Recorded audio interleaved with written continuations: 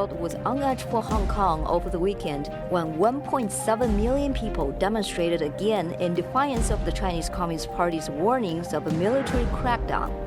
I think if they use the same force that they applied in Tiananmen 30 years ago, I believe it would be the beginning of the end of the CCP. I think the CCP would ultimately collapse. The CCP backed down from its tough rhetoric around the time when American politicians rallied around the Hong Kong people and one top Chinese diplomat visited the U.S. What was reported coming out of the meeting is that Secretary Pompeo took a very hard line that, hey, this is about freedom and democracy. The Hong Kong protests might have complicated the U.S. China trade talks, but the fundamental challenges regarding the trade tensions between the two countries remain the same. So my question is, do you think the CCP will really do the structural changes that the U.S. demands? No, do not. Without structural changes, the CCP is hanging their hopes on the new U.S. president in 2020. Biden will not win the Democratic primary because of China. What about the rest of the Democratic camp? Now in the political marketplace in the United States, stopping the CCP is getting every day to be a bigger and bigger issue. And I think the Chinese Wang Qishan and Xi make a fundamental mistake if they believe that there's going to be some accommodation for them. And what does that mean for the prospect of a trade deal? I don't think that we will have a deal before the 2020 election. What about after? At the height of the Hong Kong pro-democracy demonstrations and the crossroads of the U.S. China trade talks, my interview with former White House Chief Strategist Bannon. We discuss Hong Kong's future, what's next for the U.S. China trade war, the stakes for all parties, and above all, the nature of this grand conflict. I'm Simone Gao, and you are watching Zooming In.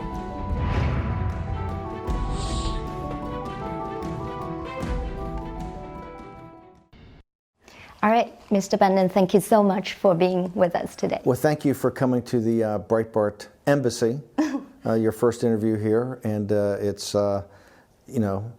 noon on a very hot August day, so thank you. It's an older house, so thank you for bearing with us. Thank you. Let's talk about Hong Kong. 1.7 million people took to the street in Hong Kong over the weekend again. The PLA, the Chinese military garrison, kept quiet. Meanwhile, one of the surrogates of the CCP in Hong Kong assured the world that the martial law would not be declared in Hong Kong, and the smearing of the national emblem by the protesters is just a small incident, not a big deal. So obviously the CCP is backing down from its tough rhetoric compared to just a few days ago.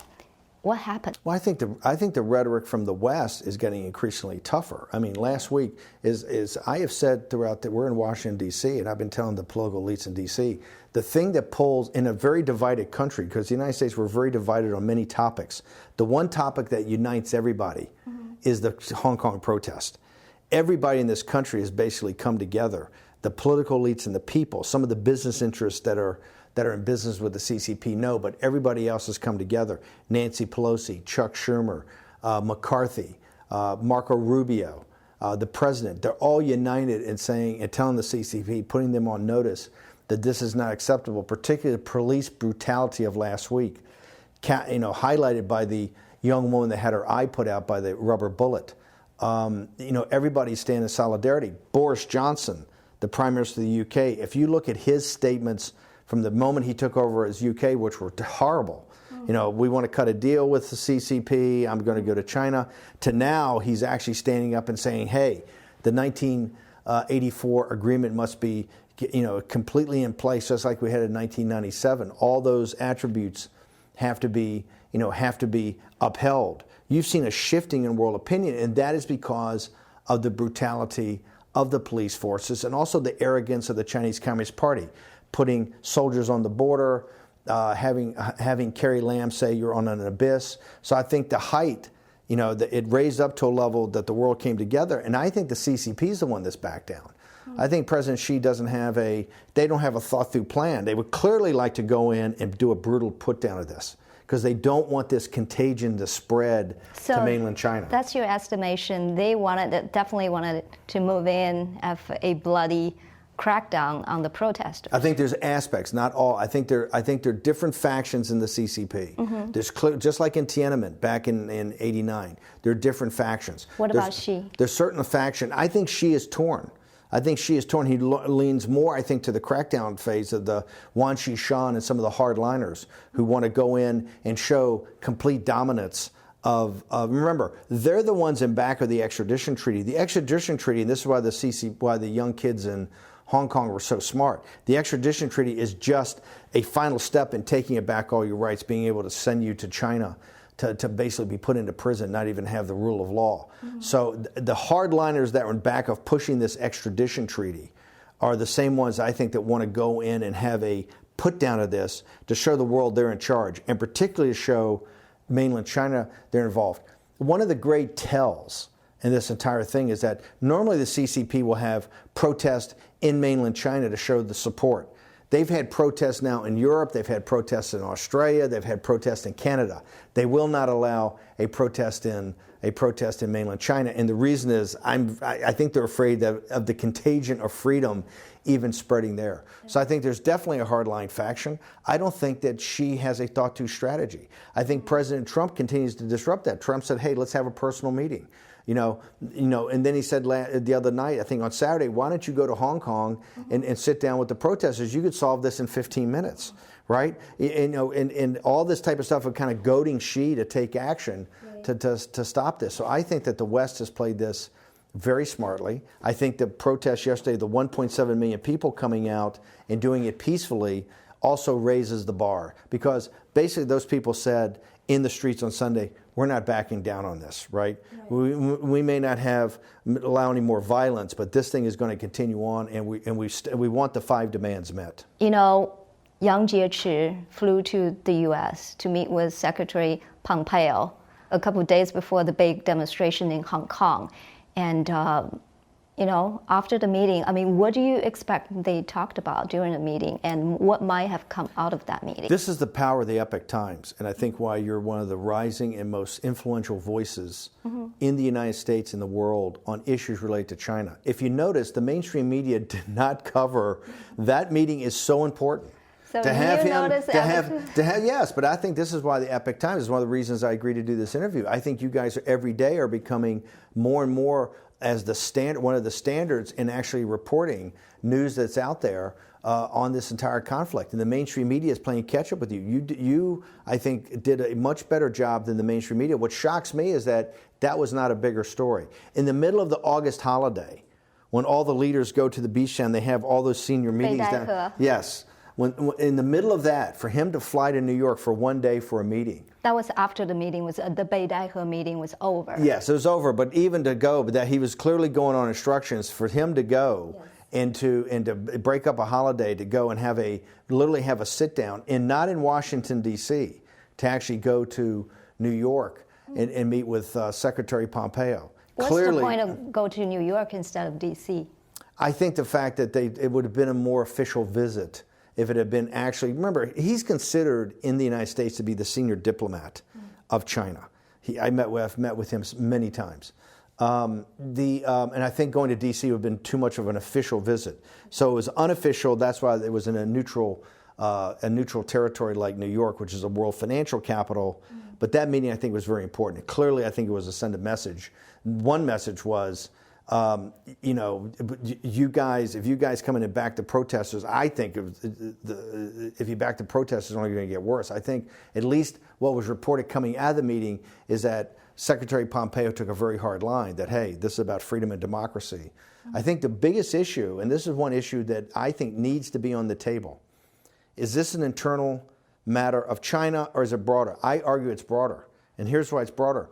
The turnover agreement and the agreement that the Chinese and the Hong Kong people agreed to is an international accord between the United Kingdom and China. But then we had a law passed here in the United States to support that in 1992. This is an international deal. I think Senator Marco Rubio in his tweets has laid it out the best, where he's laid out why this is an international matter and not an internal matter of the CCP. I think that was the central part of the conversation. The CCP wants this to be looked at as an internal issue, just dealing with China and its sovereignty. I think it's beyond that. I think that this is an international incident, and I think the international community's got to come together and back the protesters in Hong Kong. You know, I have said, to me, these young protesters are the closest thing I've ever seen to the patriots in the United States in 1776. I mean, these protesters are the incredible courage and sophistication and discipline, and guts not to back down, remind me of John Adams and Sam Adams and Patrick Henry and Thomas Jefferson, George Washington and Hamilton, all of those patriots in 1776 that stood and really allowed us to get our independence. I think I think the protesters in Hong Kong remind me of that. The people in Hong Kong, and I think the people in China, mainland China, are all watching for one thing: to what degree can the U.S. deter the CCP, from using massive violence against the protesters in Hong Kong, and how willing is the U.S. to do? The CCP is insidious, so they're going to use every aspect to try to get control here. They've already sent in, undercover police officers, right, as informers. They've already tried to infiltrate. You can see that in some of these protests. They've sent in people as agitators to try to create violence, to try to create incidents. They will use every aspect. They're on Twitter, sending false messages on Twitter. They're doing these phony protests throughout the world. The tools they have in the toolbox to cause concern here is very high. I believe that the way the West has played this has raised the stakes, and I think this is why you see, and when I say back down, I don't mean they've all backed down. Everything they're doing is tactical right now. Mm-hmm. They've backed down, they've taken down the rhetoric for a minute, and the protesters have also, shown that they're relentless and they're not going to give up, but there wasn't any violence like there were some of these incidents that were started by the police in the Hong Kong airport, in the subways, etc. So, but I think that the CCP understands that they're on notice from the West, that in Japan and others, that the world is not prepared to accept another Tiananmen Square. Tiananmen Square 30 years ago. And I think everybody in the West agrees that as they look back over that, today we still don't know how many people died in Tiananmen Square. Tiananmen Square is not even talked about. It's verboten. Every time you meet with Chinese officials, the two things they never want to talk about is the Cultural Revolution in Tiananmen. Falun Gong and the Christians and all this, all the religious things they're suppressing. But I'm talking about of two historical incidents that are not to be discussed as the Cultural Revolution and Tiananmen. I believe they've been put on notice. The President of the United States said today, compared what's happening, and this is the president who, 4 weeks ago or 3 weeks ago actually used the term rioters.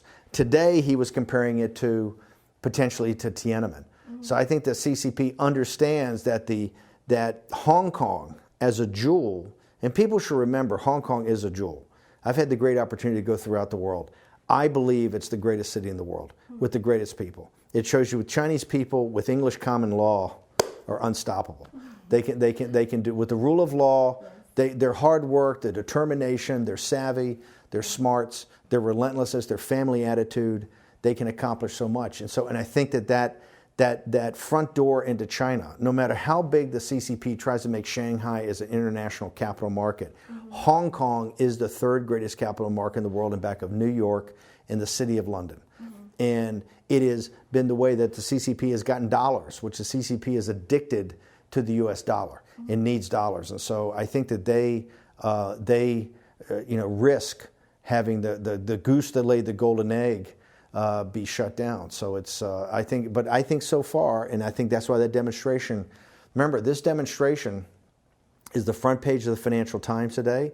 It's the front page of Drudge. It's the front page of every newspaper in the world. So that demonstration yesterday, that protest, got the world's attention that the people in Hong Kong are not going to back down. Can you talk a little bit more specifically, like what the U.S. would do if the CCP used massive violence against the protesters? Look, I don't want to speculate because it's got to be the decisions of the president, et cetera, but I think that when raising the world's awareness of this, the CCP would understand that it would be catastrophic for them if they did this. I believe that if they use massive force like was used in Tiananmen, that the freedom movement would spread throughout mainland China. The contagion of that to the CCP would ultimately bring down. I think if the CCP uses massive force against the innocent Hong Kong people who are freedom-loving, have shown the world, right, how decent and hardworking and how terrific they are. I think if they use the same force that they applied in Tiananmen 30 years ago, I believe it would be the beginning of the end of the CCP. I think the CCP would ultimately collapse. I think they would lose any type of ability to govern China. I think they would be pariahs throughout the world. I think capital markets would be shut off to them. I think their banking system would be shut off. I think it would be tremendous movement by the West to counter this. And I think they know that. That's why I think they're taking down. I think they're taking down the rhetoric. Now, there's not beyond hardline elements in the CCP, because this is the most vicious dictatorship we have in the world today, as proven by what they've done to the Falun Gong, what they've done to the Tibetan Buddhists, what they've done to the Uyghurs, what they've done to the underground Catholic Church and the underground Christians, anybody that believes in non-materialism, that has a spiritual belief. They've been absolutely brutal in putting that down. And so we know what they, we know what they're capable of. That's why the extradition treaty is such a big deal to Hong Kong Chinese, particularly many Hong Kong Chinese who are quite secular. They understand that breaks the rule of law and leads them to have Chinese courts run by the CCP, where they can be thrown in prison for no reason at all. They understand what that means. So I believe the CCP understands the stakes on this couldn't be higher, and that if they try to do a Tiananmen type situation, it will be a tough, the West will stand up very toughly. In fact, you look at Marco Rubio, you look at other people in the West are already sending out tweets and already sending out, he's putting a bill for it in front of the Senate. There's already discussion. I sit on the Committee on the Present Danger. We're circulating a letter today to go to the president that calls for individual sanctions, personal sanctions against the leaders of the Hong Kong government. Isn't that part of the Hong Kong Human Rights and Democracy Act? Yes. Okay. Yes, and Marco Rubio has been one of the leaders of this. So there's so much, my point is, there's so much that's building up now in the West as more and more attention got this. Remember, 12 weeks ago, nobody was even talking about this. Right. 3 and 4 weeks ago, they were barely talking about it. So today, it's the front page of, every newspaper in the world. I want to talk about the Hong Kong Human Rights and Democracy Act. So there's some parts that's no controversy at all. The parts you talked about put sanctions on individuals. There's one part that requires the review of Hong Kong's special status. Yeah, special trade status. The special trade status by the State Department. So about that part, do you think if the Hong Kong Policy Act was revoked, Hong Kong's special status was revoked, do you think that's punishing the CCP on the expense of the Hong Kong people? I think it's directly affecting the CCP. CCP absolutely needs a vibrant Hong Kong. They need Hong Kong vibrant as a capital market. Mm-hmm. They need Hong Kong as a trading. Remember, it's one of the largest. That's why the airport shutdown was so important. The airport shutdown literally shut down the freight ability coming out of Hong Kong. Hong Kong's absolutely necessary for the CCP, particularly given where the economy is, where our trade deal is, all of that. So I think that yes, that is a big one. That's what we call the nuclear option on the review of the free trade agreement, the free trade proposal. If that was pulled, I think that'd be catastrophic to the CCP. I don't know how the CCP would continue to govern, because I think that the Chinese economy would basically go into a death spiral, right? And I don't know how the CCP handles that. Remember, those are the types of things that are being held in reserve as potential bargaining chips to make sure that the protests here and the 5 demands are ultimately met. Do you think that will trigger the collapse of CCP? I believe that the Chinese Communist Party, the CCP, is a terror organization. I think it terrorizes the Chinese people. I think that's the only reason that it's in power is because it has the ability to have basically to have complete total. It's a surveillance state. It's a totalitarian surveillance state that gets worse every day, right, and more paranoid every day. Its control of the Chinese people is because of that. One thing they have for the legitimacy is the economy. If the economy was to start to collapse, right, because of their actions, not anybody else's actions, I think they would lose any legitimacy they have. And I think the only people, and I've said this for a long time, the only people that can get rid of the CCP are the Chinese people, right? This is a matter for the Chinese people to deal with. And I think that's why Hong Kong is so important, because you've seen for the first time really a consistent, since Tiananmen, right, a consistent resistance to their more totalitarian rule. And I think that's why it's inspired the world. It's inspired the world to pay attention to this. Mm-hmm. I believe that anything that's done with their actions, counteractions that affect their ability to have a robust economy, ultimately hurts them. But that is why something that it is a controversial part of this. It's one of the reasons the president hasn't talked about it or hasn't used it. I mean, President Trump has been real stability here.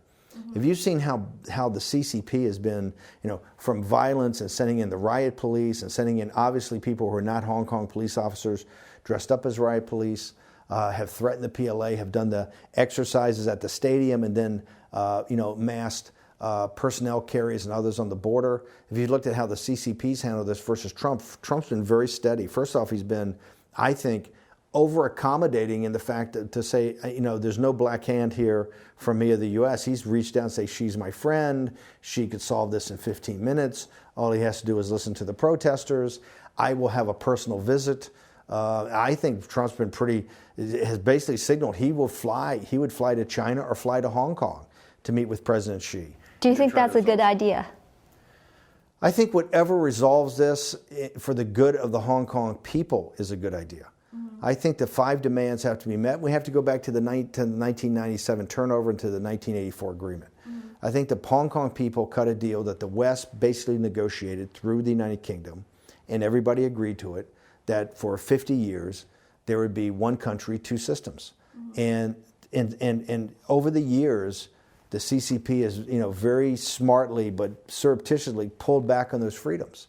Mm-hmm. And I think that's why the extradition treaty triggered this among people who are not radicals. Mm-hmm. I mean, this really brought out, to me, what was so impressive was the middle class of Hong Kong. Having spent many years in Hong Kong and owned businesses in Hong Kong and know Hong Kong pretty well, you can't get a more apolitical person in the world than in Hong Kong. It's just not a very political place. People are there. It's work-oriented, it's business-oriented, it's family-oriented, and it's, the focus is not politics. Mm-hmm. This whole situation has been politicized by the CCP. The middle class of Hong Kong, the ones that have come out and supported this. Yesterday, the 1.7 million people. That would be the equivalent in the United States, I think, of something like 50 or 60 million people coming out for a protest. It'd be, some extraordinary number of people. Percentage-wise, this would be a massive. 1.7 million people on an island of 7 million is pretty. And people forget. Go look at the tape. This was like a monsoon-type rainstorm. this was quite uncomfortable the entire time. It was a torrential rain. Mm-hmm. So a beautiful day, you could have had many, many more. Seems like every major protest they have done is during this season. Well, it shows you the indefatigability of the Hong Kong people and why this is so important. So I think would she do that? Would it solve it? I don't know. But here's what I do know. I think the demands that the Hong Kong people have put forward, the 5 demands, mm-hmm. are not overreaches. I think they've put forward a very straightforward program of here's what we must do to bring this to a head. And nobody wants peace more and nobody wants stability more than the Hong Kong people. They just want to go back to work. They want Hong Kong to be the way it was. And I don't think that's a big demand. Let's go back to the Hong Kong Policy Act a little bit. I just want to know how Hong Kong people really feel about this. The revoke of the Hong Kong special trade status with the U.S. Under what circumstance do you think the U.S. would do that? I think the U.S. would do that obviously it would have massive economic implications for Hong Kong. I think it would only be done in the circumstances that you had to do something at that level. Mm-hmm. So, I don't want to speculate about what that would be, but even to have that on the table and to have that with someone like Marco Rubio. Remember, there's certain senators here that focus on domestic policy. There's certain senators that focus on international policy. Mm-hmm. Marco Rubio is known as one of those senators that focus on international affairs. Mm-hmm. His focus on China, which he really didn't have much of a focus on up to 2 years ago, he is probably the leading voice on spending time on focus on China. But the one thing I would tell people in Hong Kong is that it's definitely gotten both Democrats with Schumer and Rubio. People are really looking at this, so it's a real possibility, and I think it is a tremendous warning to the CCP that the West and if the United States does it, others will do it too. So this, I don't think this will just be in isolation. I think it would be. That would be the death of Hong Kong. All they have fought for, freedom and the rule of law, all of those will be dead. So I don't know how the Hong Kong people really feel about this. Well, that's why I think it's not aimed at the Hong Kong people. It's aimed at the CCP. But the Hong Kong people have to perceive, you are just one part of the big picture.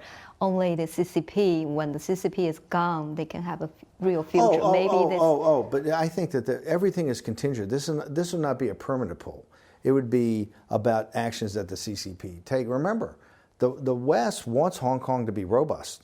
The West, if you ask any Western leader, any Western businessman, any Western person in dealing in capital markets, whether the bond market or the stock market, they will tell you uniformly, we just want Hong Kong to go back to the way it was, right? Hong Kong this is not about taking any kind of status away from Hong Kong to make it less vibrant. A robust, vibrant Hong Kong is necessary for the world because of its centrality in Asia. The number of regional headquarters it's got for major companies, the robust capital market, the entrepreneurship of the people that live there, the growth. Growth in Asia is very much driven by a free Hong Kong. So this is not about something to take it away to like, oh, we want to divvy it up to someplace else. This is only in this bill, and it's only even being talked about by other people as a warning to the CCP, not to the Hong Kong people. So this is like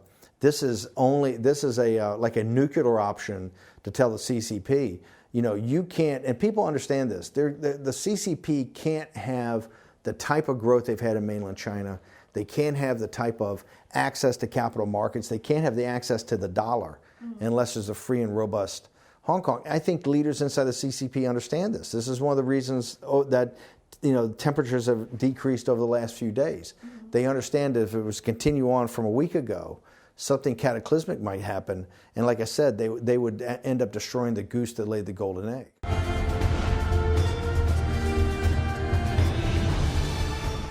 Let's talk about U.S. China trade war. So, what is your fundamental thinking on the U.S. China trade war? Do you think it's just about rebalancing the trade relationship between the two countries, or is it recalibration of the U.S. China relations at large? It's an armistice and an economic war that the Chinese Communist Party has been running against the industrial democracies for 20 or 25 years in cahoots with the global financial and corporate elites. This is an armistice. This is why the original deal that was negotiated for over a year had these 7 verticals, these verticals about the subsidies to state-owned industries, about cyber intrusions, about forced technology transfers, all these very deep technical aspects. That's why Ambassador Lighthizer and Peter Navarro negotiate with Li He and others in the Chinese negotiating team for over a year. This document is over 200 pages long and highly technical about aspects. It calls for full transparency, full accountability, and full enforceability of this deal. It won't be any more like the United States has done in the past or the West has done in the past, which is basically to agree to the lies. And let's be brutally frank here. The CCP, every time they open their mouth, they lie, okay? They've lied on every deal that they've ever set up with the West. They tell you one thing, and then they do what they want to do. Trump was the first president to say, we're not going to do this, and Lighthizer is savvy enough. So you had an agreement, and that agreement basically started to bring the Chinese economy into the world economy, to get away from the slave labor that's really gone on in China and this oppression of Chinese workers. And so it was the beginning of a rapprochement. And that's why hardliners in China, and particularly hardliners after this Belt Road Initiative conference they had, where they think, the Wan Shishans in the world think that, hey, we've got the West where we want them. We got one Belt, one road, we have Made in China 2025, and we have Huawei. The conversion of that will make us the dominant hegemon economically throughout the world. And the world's, and the way they look at it is very simple. The capitalists in the West have financed us. The corporatists give us their technology. They don't care what we do to Falun Gong. They don't care what they do to the underground Catholic Church. They don't care what we do to the Dalai Lama, the Tibetan Buddhists. These people are totally greedy, right? They've given us everything we want, and they'll back down, right? They will back down, and then we'll become the hegemon. The system will be our system. Trump was the first one to step up with that, and that's why people have to look at the original deal that was negotiated. It was negotiated for over a year. She and these people knew the entire time what was going on. Li He is one of the smartest individuals, I think, in the world. He's a quite brilliant individual. It's not like he didn't keep anybody in the loop. This was agreed to on and on and on. And finally, when they realized what they were signing up for, hardline elements into the CCP said, no way. We'd rather confront the West and confront them now. And you've seen what's happened to the Chinese economy. So this war, this economic war, has three major aspects. Trade is only one. You have both a technology piece and a currency piece. And just this morning, as we started this interview, President Trump had been talking about basically pulling the plug on Huawei across the board. The Commerce Department just announced they're going to give them another 90-day extension. But Huawei is the technology piece. The currency piece is another. And I said 2 weeks ago on CNBC, we're passing a psychological barrier here with the Chinese Communist Party. Number one, on September 1st, before we pushed it back, 100% of the goods in China would be under tariff. That's a huge psychological barrier. Okay, that is, we've now raised that. The other was the yuan to the dollar, and I said, before it happened, 2 days before it happened, they're going to pass the 7-to-1 ratio, and that's a psychological barrier of what their support is. So we're now into, I believe, a beginning of a currency war. I believe that we're in the beginning of a technology conflict, and I believe we're being in a trade war. And I have said this to the Chinese people. The CCP cannot win these. The CCP cannot win these. The only reason this situation has gotten as bad as it's gotten is because the capitalists in the West, the Wall Street and the City of London, and certain corporatists, certain elites, what I call the Party of Davos, right, have basically financed the CCP and has allowed them to get technology. Those days are over. People in the United States particularly, there's going to be big restrictions. They're already starting to talk about big restrictions on financing the CCP from the capital markets. I think you brought up a very important question, aspect of the trade talk. Before CCP realized what they are agreeing to, they said, oh, this is okay. Just like last year, at the end of the year, during G20 in Argentina, Xi Jinping almost agreed to everything the U.S. has put on the table, even talked about the details, but afterwards they backed off. Right. So my question is, do you think the CCP will really do the structural changes that the U.S. demands? No, do not. And that's why I said, I've said this now for over a year. And I said it specifically in interviews at the beginning of this year. I don't think that we will have a deal before the 2020 election. What about after? Potentially after, if the economic situation gets tough enough. I think that they understand with Trump, and now with voices that are actually to the right of Trump. What has changed here politically is that you have Schumer as a Democrat, you have Rubio as a Republican, you have people like Tom Cotton and Ted Cruz. You have people actually getting to the right. President Trump is the big, first off, he's the hardest line president we've ever had about the CCP. But you actually have people getting to the right of him. And I think the political calculation, like I said, the one thing that has united the United States, we're not united on any other topic except one, and that's the CCP. And the CCP's brought it on themselves because the way that they've comported themselves, the way that you can't believe. People in China, remember one thing that's very important.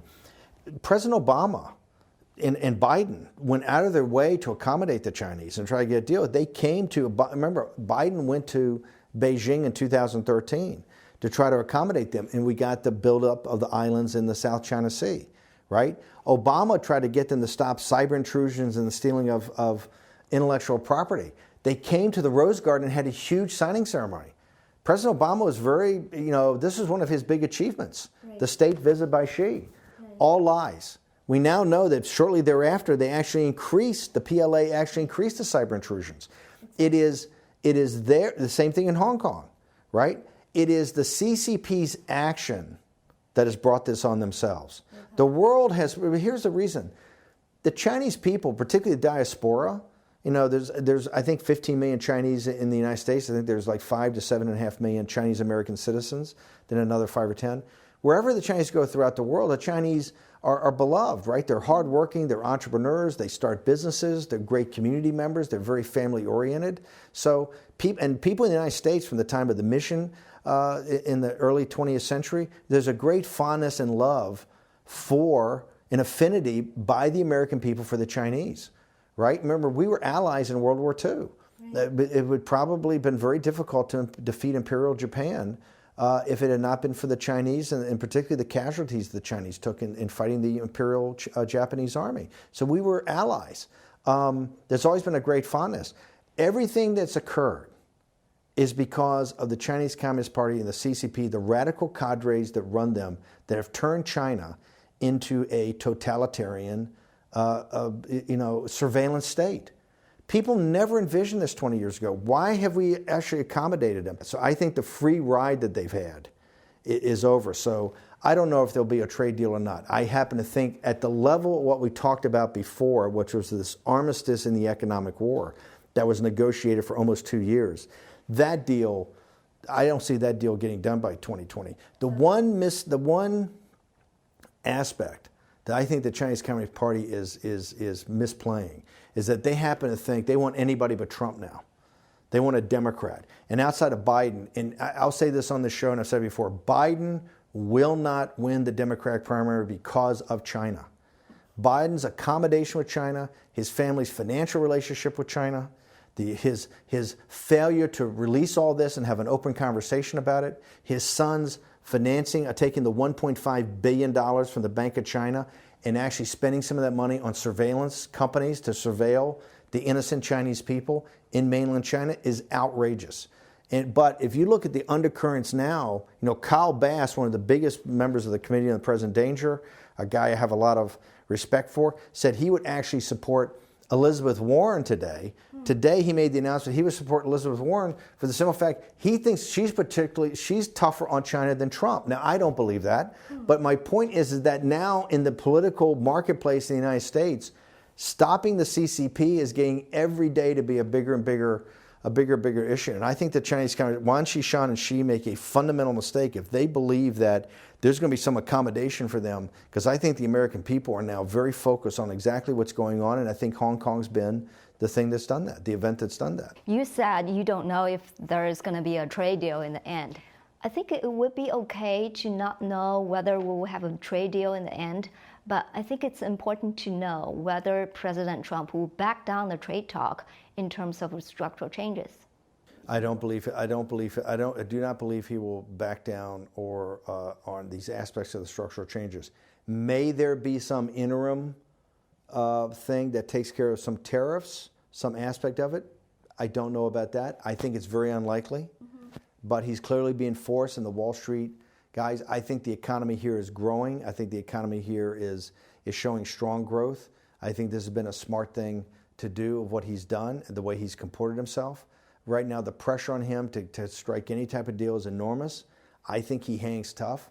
I know that this is the central part of his presidency. The two things that are the two fundamentals are immigration and the wall in China. Right? Those are the two foundational elements of his presidency. This is the thing he'll be remembered for. So the bottom line is President Trump doesn't need a trade deal for his re-election. No, President Trump definitely does not need a trade deal for his re-election.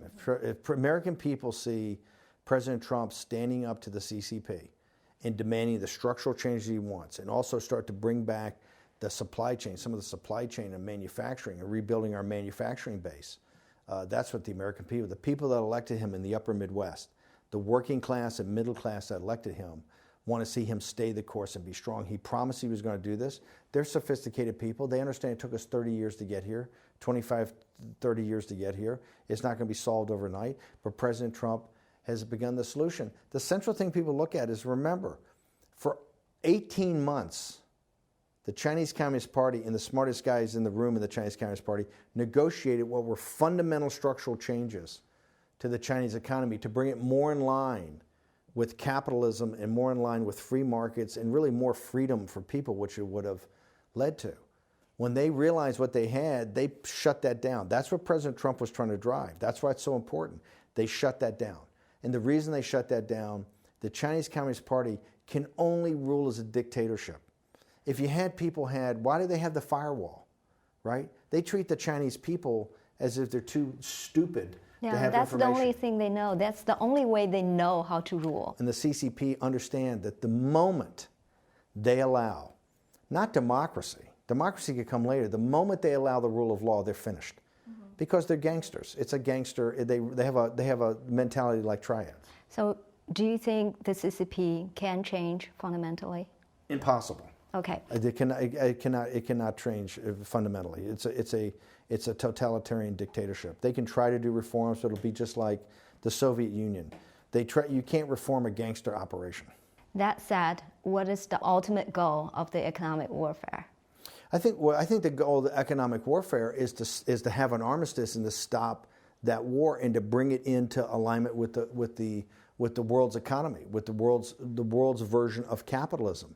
What happens after that is for the Chinese people. Remember, I'm absolutely adamant. The future of China is in the hands of the Chinese people. Okay. We're seeing that in Taiwan, we're seeing it in Hong Kong today. But the mainland Chinese people, ultimately what happens in China won't be dictated in Washington, won't be dictated in London, won't be dictated in Rome or Berlin or Paris or in Saudi Arabia. Okay. It's going to be the people in China are going to determine what their future is. I happen to think the future of the Chinese people ultimately is one of freedom and prosperity. The economic war is to have an accommodation and bring the Chinese economy into the world's economy. Okay. After that, in doing that, it's up to the Chinese people to determine what their fate and what their future is going to be. If they're happy and satisfied with the Chinese Communist Party, then that's their decision, right? If they're not happy, as in Hong Kong, and you've seen the results of what the CCP has tried to do in putting this down, right? They've exposed themselves to the world, and you don't see. And the CCP has to understand all the cheerleaders they had among the wealthy in New York and Washington, and all the leaders, all the Committee on 100, and all the people that came after me, they're all hiding right now, right? They're all in hiding because all the cheerleading they did for the Chinese Communist Party and the CCP has been exposed as a lie, and Hong Kong exposed that as a lie. Okay. And so that's why, look, this is going to be a very long struggle, right? But I think the beginning of it, President Trump offered as in this deal that really started the restructuring of the Chinese economy. Mm-hmm. I spoke with Steve Moore last week, and he told me the Chinese leadership probably doesn't know how vulnerable the Chinese economy is because they didn't realize how much their assets is dollar denominated. He said the Chinese economy could face free fall if the U.S. take actions. Do you agree? The only thing I disagree with is I think the Chinese Communist Party understand that very well. The Chinese Communist Party, the CCP, Wan Xishan and people like Xi are as smart as you get. It's not about they don't understand this. I think they understand it very well. I think it's become even more obvious as the days have gone on. I think that's why you've had the big downturn in the Chinese economy. So I think they understand this. It is dollar denominated. They need dollars. I think it's one of the reasons that you've seen the softly talking that you've seen the last couple of days regarding Hong Kong. They understand that Hong Kong is the conduit of how they do that, how they get access to capital markets to get them dollars. What could a currency war entail? What does that mean to the CCP? Well, I think competitive devaluations. I don't want to. We can't.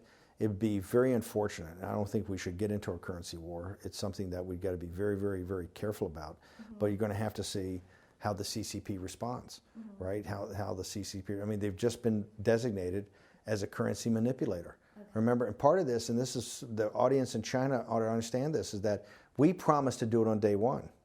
President Trump, and we had a big debate inside the White House that weekend with the Secretary of Treasury back in January of 2017. President Trump, and once again trying to be the force of stability here in working with Xi, determined we'd have the meeting in Mar-a-Lago and we would delay on doing that. And he accommodated them and worked with them on this until forced to do it, a couple of weeks ago where he designated them a currency manipulator. But people should remember, 6 weeks before that, Bernie Sanders came out in his campaign and he said, the first thing I will do, the first action I will take after taking the oath of office as president is designate China as a currency manipulator. Yeah. So this situation about the currency war is one that we have to be very careful about, and I think people really have to study.